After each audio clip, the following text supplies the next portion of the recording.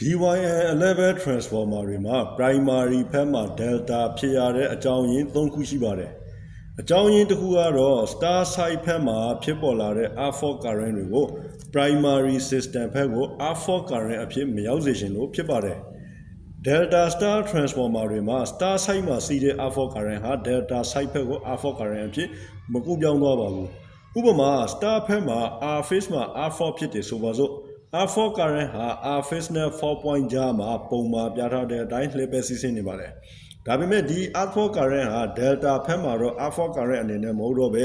line to line current အနေနဲ့ပေါ်လာမှာဖြစ်ပါတယ်။ဒီထက်ပိုပြီးအသေးစိတ်ပြောရရင် star ဘက်က R4 current ဟာ winding A ကိုဖြတ်ပြီးတော့စီးပါတယ်။ winding A ရဲ့ secondary side မှာ current စီးလာတဲ့အတွက်ကြောင့် winding A ရဲ့ primary side မှာလည်း current စီးပါပဲ။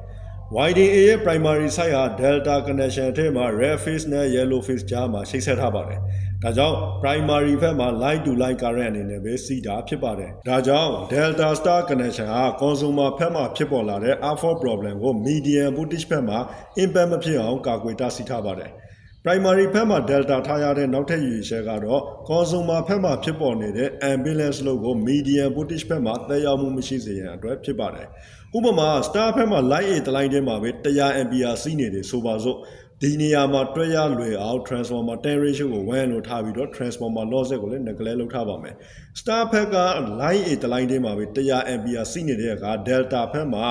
line A နဲ့ line B မှာ 57.7 ampere စီပဲစီးမှာဖြစ်ပါတယ်။ဒီသဘောကိုကြည့်ချင်းအပြင် star ဘက်မှာတစ်ဖက်စောင်းနှင်းဖြစ်နေတဲ့ imbalance load ကို delta ဘက်မှာ line 2 line ကမျှခင်ပေးနိုင်တယ်ဆိုတာကိုနားလည်နိုင်ပါတယ်။ဒီလိုမျှခင်ပေးလိုက်တဲ့အတွက် consumer ဘက်မှာ imbalance load ဖြစ်ပေါ်နေရင်တောင်မှ medium voltage ဘက်မှာတစ်လိုင်းနဲ့တစ်လိုင်းကြားလုံးကွာဟာမှုများစွာချော့ချပေးနိုင်ပါတယ်။နောက်ဆုံးတစ်ချက်ကတော့ consumer ဘက်မှာဖြစ်ပေါ်လာတဲ့ third harmonic ကို medium voltage ဘက်ကို impact မဖြစ်စေဖို့အတွက်ပဲဖြစ်ပါတယ်။